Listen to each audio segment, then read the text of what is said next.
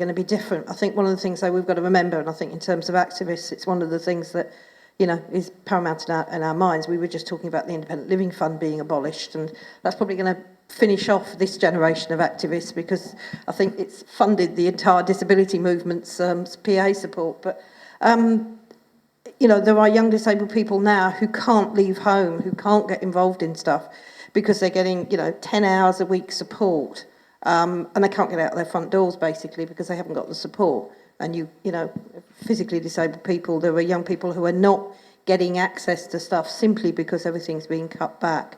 So I think if you are an activist and you want to get involved, I think fighting around, you know, our basic right to services, it's not sexy, it's not something that politicians bother a pee about, because basically, you know, the disabled vote is not a sort of collective vote that people have an awareness around of. It's invisible, it's what happens to people in their own homes, and particularly if they can't get out of them. But actually, this is a key human rights issue now.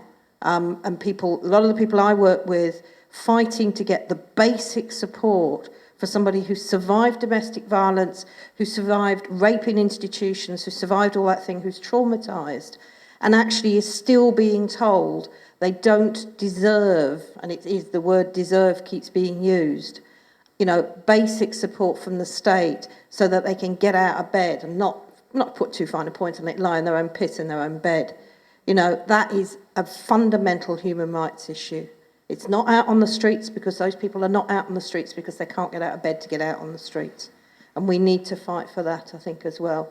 You know, so we want to see a new generation of young disabled people out there, but we're going to have to fight for their right to be there again. And I think that, you know, in that kind of, not sorry to put a kind of, you know, pessimistic angle on it, but I think that's really important. You know, having said that, I think there is a new generation of young disabled women whose awareness of themselves as young women is really strong, and I think that's really important. And at that point, I'll stop talking about Becky and hand her the microphone.